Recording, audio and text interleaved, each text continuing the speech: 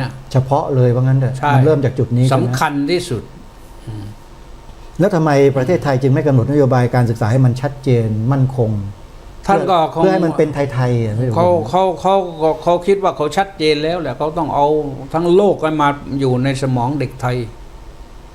เพราะฉะนั้นเด็กไทยก็เลยเป็นเด็กสากลแต่ไม่ได้เป็นมันปนสาเกไปหมดเลยแม่พูดเรื่องนี้แล้วมันยาวไม่สามารถที่จะยกไทยให้เป็นสากลได้เพราะว่าเราไปนิยมสากลที่ไม่ใช่ไทยก็เลยกลายเป็นรองเขาตลอดรองเขาตลอดไม่ได้เป็นตัวของตัวเองมันไม่ทันหรอกครับผมไม่ต้องอะไรมากดูภาษานี่นะภาษาครับเราฝึกยังไงก็คนมันไม่ใช่ว่าเก่งภาษากันไปทุกคนครับจะให้เก่งทุกคนไม่ได้ให้เหมือนกันไม่ได้หรอกครับคนที่เขาเก่งภาษาเนี่ยบางทีไม่ได้ฝึกเขามากหรอกแต่เขาเก่งได้ครับผมเพราะเขาชอบครับก็สำคัญว่าเมื่อเขาชอบแล้วให้เขาไปเถอะครับแต่นี่เราจะมาอัดให้เด็กต้องเก่งภาษาต้องเก่งภาษานั่นน่ะสิครับคนจีนที่เขาไปริบๆเดี๋ยวนี้เขาไม่ได้เก่งภาษาอังกฤษกันไปหมดหรอกครับคนญี่ปุ่นนี่เขาบริโภคน้ำมันอย่างมากกว่าเรามากมายมหาศาลครับเขาไม่ได้พูดภาษาอาหรับหรอกครับผมแต่ญี่ปุ่นก็ผลิตนิวเคลียร์ได้โรงงานไฟฟ้าพลังงานนิวเคลียร์เยอะแยะเลยครับผมเขาก็ทำได้ญี่ปุ่นผลิตเครื่องบินรบมาตั้งแต่สมัยสงครามโลกครั้งที่1ที่2เนี่ยเขาบินเต็มท้องฟ้าไปแล้วเรือดำน้ำนี่ไม่ต้องสั่งซื้อหรอกเขาทำเองได้นานแล้วแต่เรานี่ไม่โรงงานแต่ไม่เคยทำได้สักทีตามแต่โรงงานคาดหวังว่าจะซื้อของเขาอยู่นั่นแหละอันนี้มันก็เลยตามหลังเขาตลอดก็ตามหลังเขาตลอดไม่สามารถจะขึ้นมาเป็นผู้นำได้ถ้าเกิดเรายังใช้หลักและวิธีการคิดแบบเขาครับ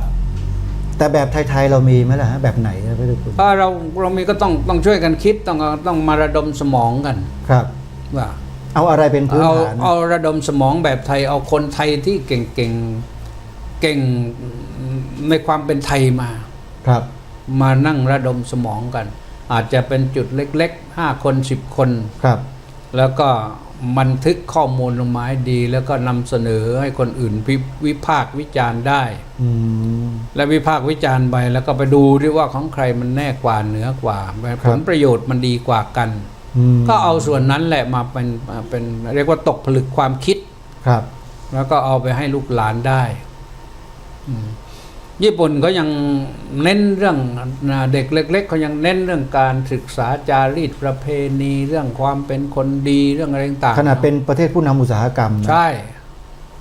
เรื่องศีลธรรมเรื่องจริยธรรมอะไรเขาเน้นนะทำไมเขาไปเน้นอย่างนั้นเขารู้ว่าขออนุญาตเดี๋ยวครับประเทศไทยเขาบอกว่าถ้าไปเน้นเรื่องศีลธรรมเรื่องอะไรในโรงเรียนเนี่ยประเทศก็ไม่พัฒนา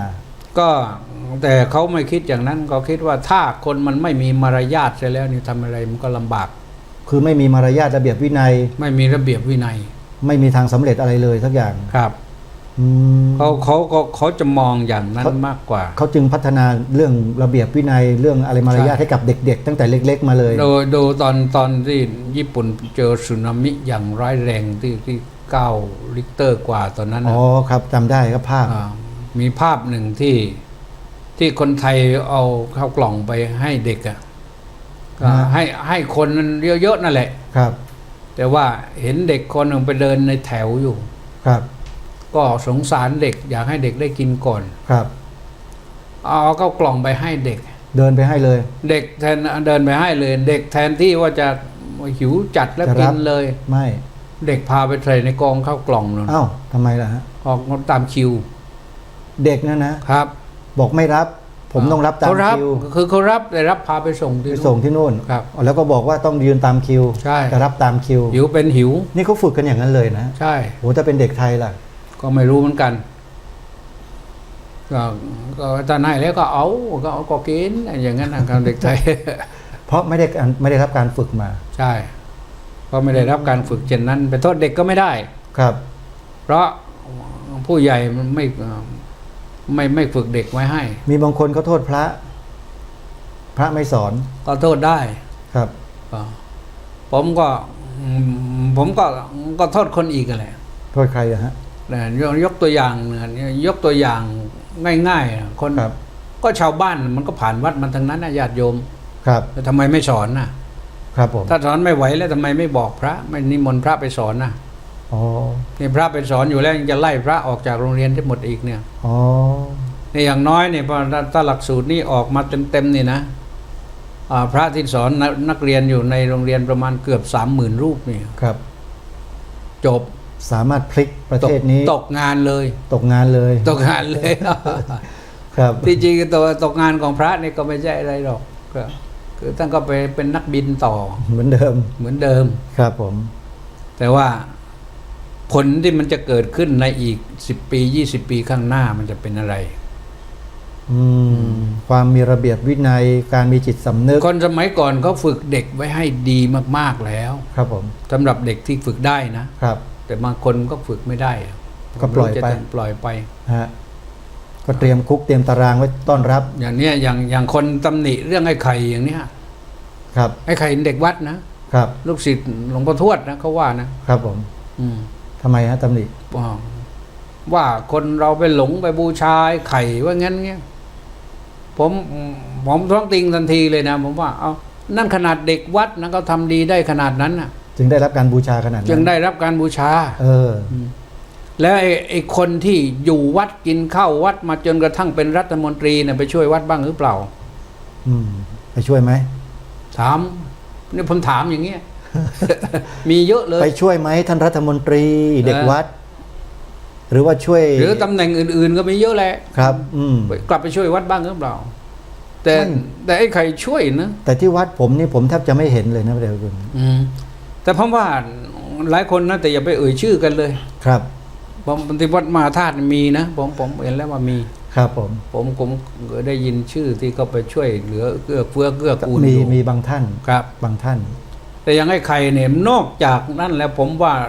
ในภาวะวิกฤตโควิดนี่ไอ้ไข่ช่วยได้เยอะเลย ช่วยได้ทุกฝ่ายด้วย สนามบินนครศรีธรรมราชนี่มัน ไม่ว่างเว้น ไม่ว่างเว้นเลยนะ ลงกันทุกเที่ยว นี่เพราะอะไร ไอ้ไข่ สนาม เด็กวัด สนามบินเชียงใหม่เชียงราย สนามบินขอนแก่นอุดรอุบ มุ่ง ล มาที่นครศรีธรรมราช เงียบเหงาไปนะ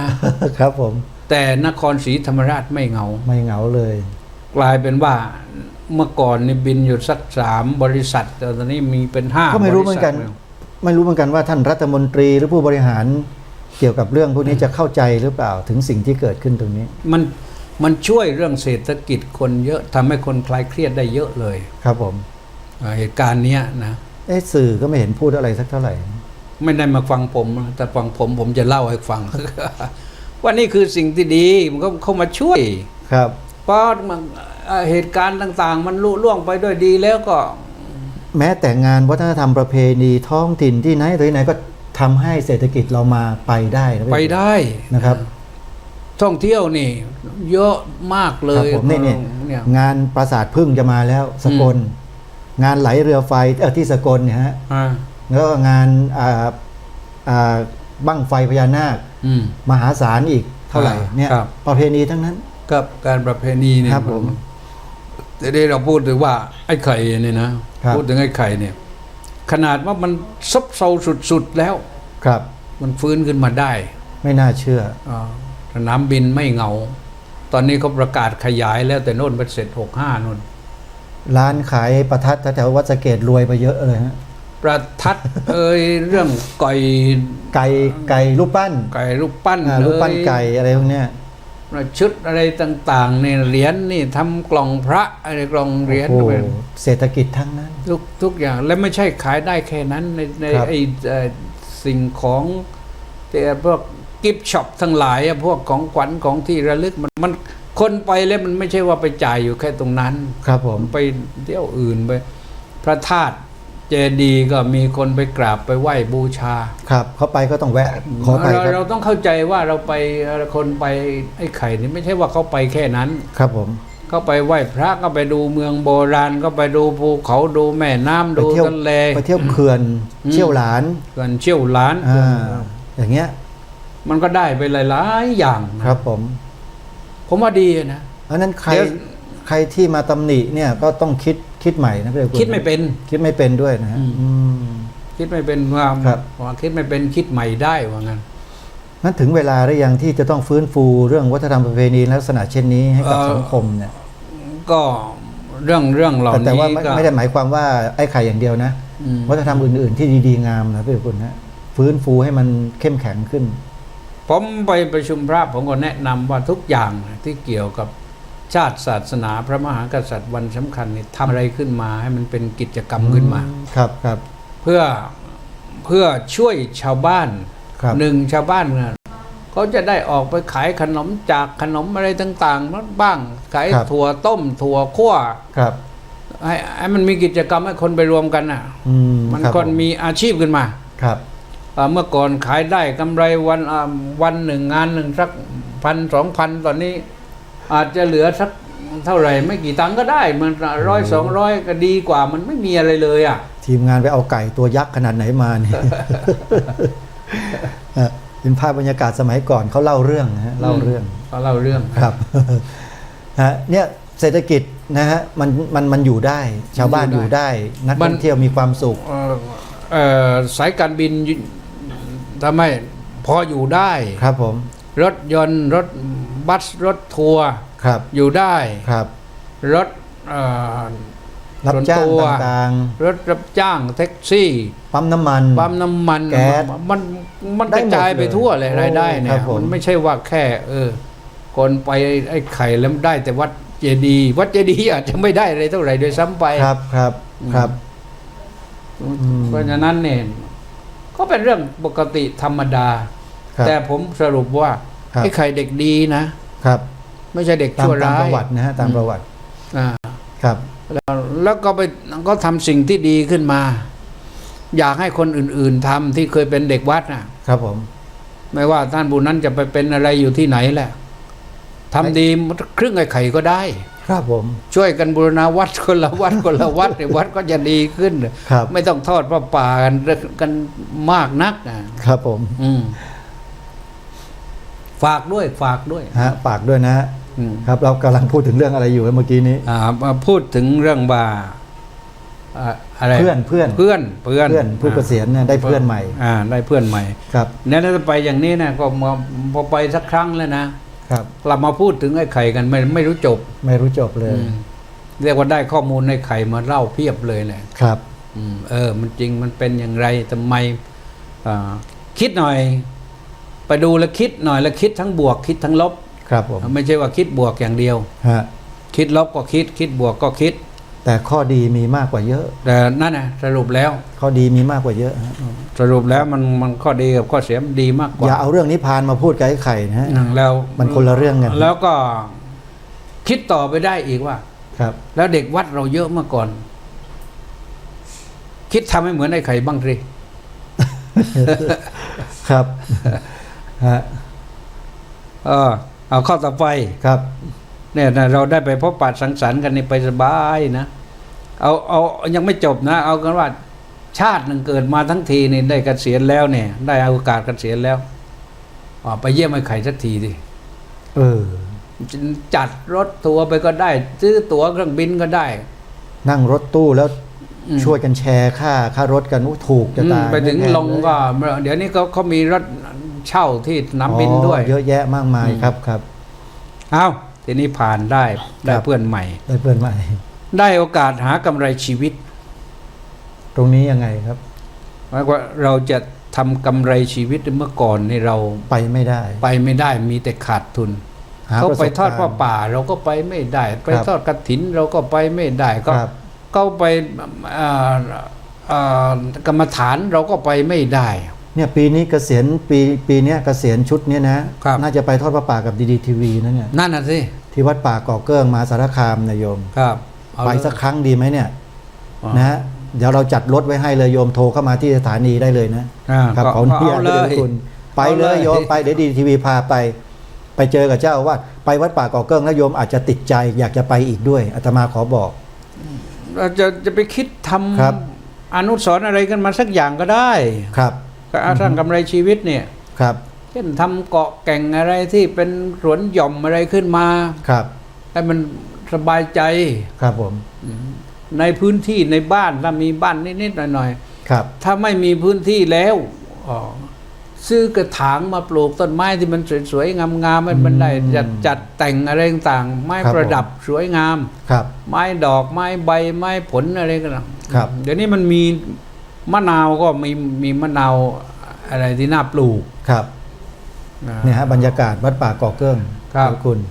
โยมไปแล้วอยากจะไปอีกแน่นอนเชื่อเถอะวัยเกษียณเนี่ยดีนักแลที่เนี่ยฮะ ไปแล้วต้องนอนในนั้นอย่างเดียวไปไหนไม่ได้ ถอด อุ๊ย สะพานออก บรรยากาศดีครับ ดึงสะพานออกขังไว้ที่นั่นแหละ ครับกำลังสร้างพระใหญ่โตมโหฬารที่นี่ฮะองค์หนึ่ง อืม พระนาคปกด้วย ครับ ทับวางศิลาฤกษ์ไว้เรียบร้อยแล้ว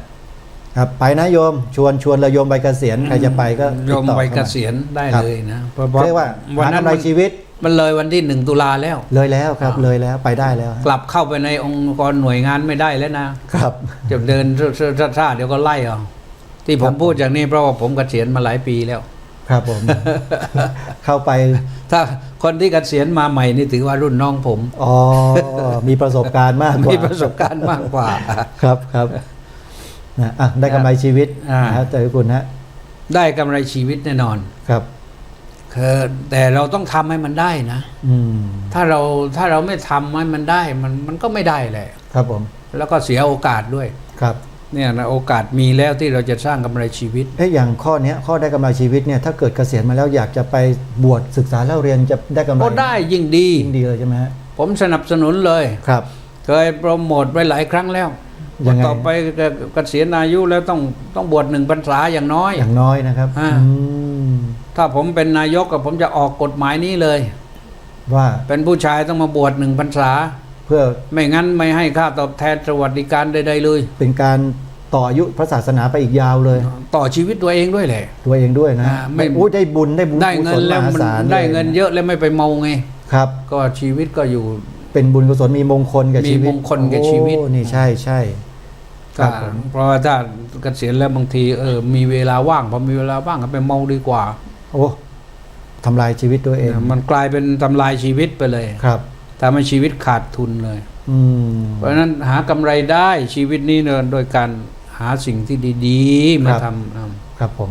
งานที่สำคัญคือจิตอาสาแหละช่วยอะไรก็ทำเถอะนะครับ ประการที่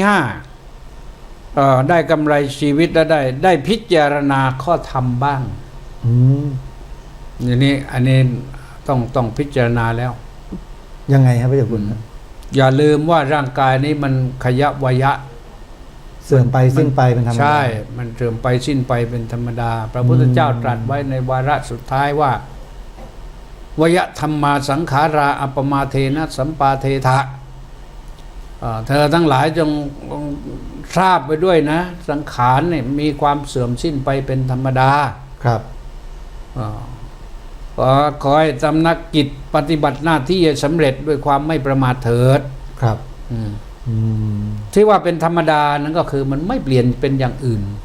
มันต้องเสื่อมสิ้นไปแน่นอน อดีต100 วันพันปีหมื่นปีแสนปีล้านปีมันก็เป็นอย่างนี้แหละ มันจะกลับเป็นอย่างอื่นไม่ได้เลย กลับเป็นอย่างอื่นไม่ได้ ครับ เป็นอย่างนี้ก็คือมัน เป็นอย่างนี้ เสื่อมไปสิ้น ครับ ไป ครับ แต่ในที่สุดมันก็หมดไปสลายไป เพราะฉะนั้นชีวิตที่ยังเหลืออยู่นี้ ทำความดี ครับ พิจารณาธรรม ด้วยความไม่ประมาท พิจารณาธรรมโดยความไม่ประมาทไม่ต้องพิจารณาอื่นใดอนิจจาวัฏสังขาราอุปาดวยธรรมิโน อันนี้ธรรมะขั้นสูงสุดนะพระพุทธเจ้าขึ้นไปเทศได้พระพุทธมารดาฟังบรรดาวดึงส์นั่น แต่ทุกวันเอามาสวดศพ ก็ตรวจศพก็คือเพื่อให้ศพได้สิ่งที่ดีๆไปไง และให้คนที่อยู่ข้างหลังได้ปรงธรรมสังเวช ครับ อย่าได้ประมาท ครับผม ความหมายความแปล ความ ยังไง ความหมายก็ อนิจจาวัฏสังขารา สังขารเนี่ยมันไม่เที่ยงแน่นอน อุปาทวยธรรมมิโน เกิดขึ้นแล้วก็เสื่อมสิ้นไป อุปัชชิตวานิรุชชันติ มันเกิดแล้วมันก็ต้องเสื่อม เตสังวูปัสโมสุโข การสงบระงับดับความกระวนกระวายแห่งสังขารนี้ได้มันเป็นสุข โอ้ก็คือการพิจารณาธรรมนี่เอง นั่นแหละพิจารณาธรรมอันนี้ทำสุด ครับ ยอดแต่เราพิจารณาอื่นก็ได้ พิจารณาเอาสติสัมปชัญญะมาใช้ก็ได้ ครับ เพื่อให้ตัวเองเนี่ยดำรงชีวิตอยู่อย่างมีสติอยู่ก็อย่างมีสติ ถ้าจะตายลง สิ้นลมหายใจก็ยังมีสติ ครับ ไม่ ผม ดิ้นรนกระสับกระส่ายวุ่นวาย ครับ นะ ม อันนี้สำคัญมากๆเรื่องสำรวจตรวจสอบตนเองเนี่ยนะครับ ผม แล้วก็คอยรู้ว่าเมื่อเกษียณนั้นหมายถึงว่าอายุมัน60แล้ว ครับ ถ้าเราเอาไม้บรรทัดมาวางไว้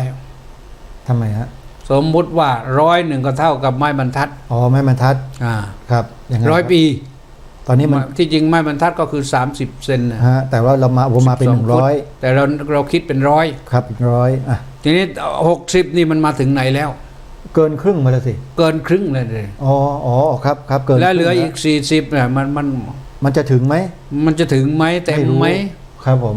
แล้วที่สุดแล้วเราไม่สามารถที่จะนับคำนวณอย่างอื่นได้นอกจากไปเรื่อย จบหมด ๆและในที่สุดมันก็สุด อืม ก็ถ้าเราอยู่ได้โชคดีเต็มที่แล้วอยู่ถึง100ก็โชคดี มันก็หมดเหมือนกัน ครับผม ก็เหลืออีก ครับ 40แต่ถ้าไม่ถึงนั้นล่ะ60แล้วถ้าไปถึงแค่65แค่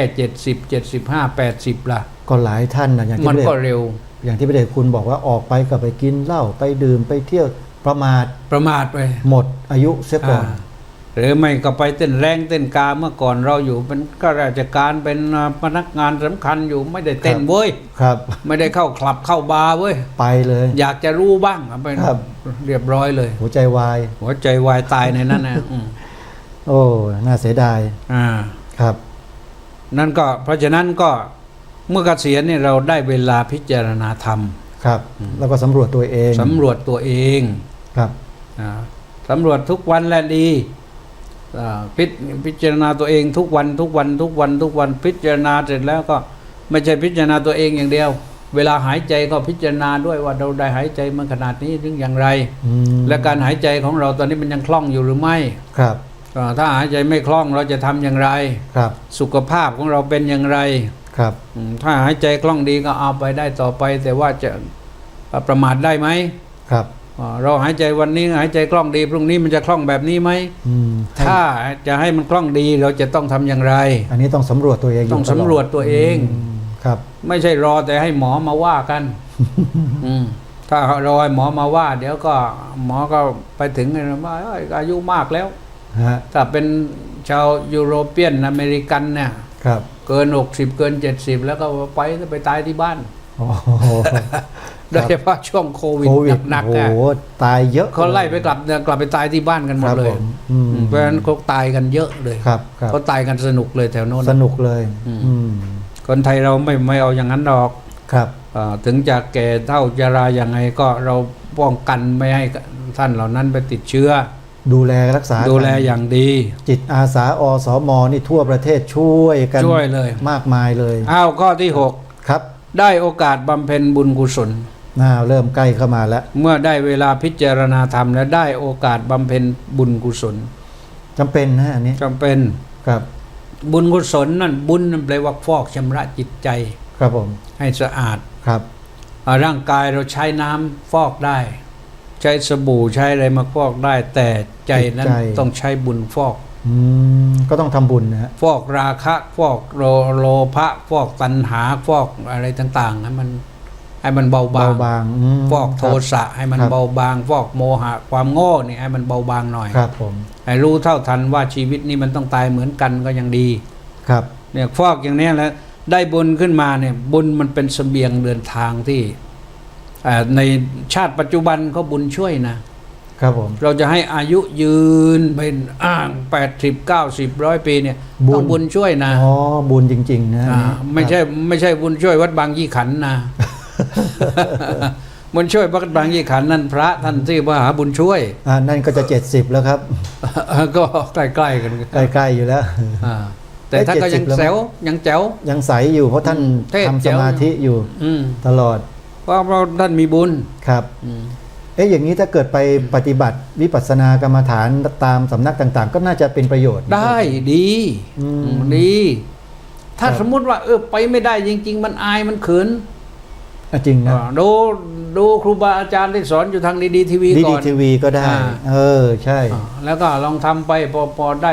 ระยะหนึ่งสงสัยตรงนั้นไปถามอาจารย์ในนี้ อย่างนี้ก็ได้เข้า ป เลย ฏิบัติกับอาจารย์ ไม่รู้จะไปที่ไหนก็นู่นนะฮะไปวัดมหาธาตุ อืม ถ้าวัดมหาธาตุอยู่ไกลก็ไปศูนย์วิปัสสนานิมิตรใหม่คลองสามวา อืม มีสำนักปฏิบัติธรรม เยอะไปแล้ว เลย อ่า นะฮะ อยู่ใกล้ก็ที่ไหนก็ไปที่นั่นว่างั้น ครับ เถอะ ครับ เพราะฉะนั้นบุญเนี่ยนอกจากชาติในปัจจุบันแล้วเนี่ย การไปชาติหน้ายิ่งสำคัญใหญ่ ครับผมยังไงฮะ ไปชาติหน้าเนี่ยมันพกพาทรัพย์สินเงินทองเงินร้อยล้านพันล้านไปไม่ได้ ครับ สิ่งที่พาไปได้คือบุญเท่านั้น เอางั้นก็ต้องแปลงทรัพย์สินให้เป็นบุญสิฮะ ใช่ อ๋อ แต่ถ้าท่านไม่มีบุญท่านก็พกบาปไปนะพกบาปไปมันจะไปไหนทีนี้ไปนรกกันนั่นนะไปอบายทุกขติวินิบาต ครับ เพราะฉะนั้นก็ฝากไว้ต้องทำบุญเข้าไว้ อืม ทำบุญกับ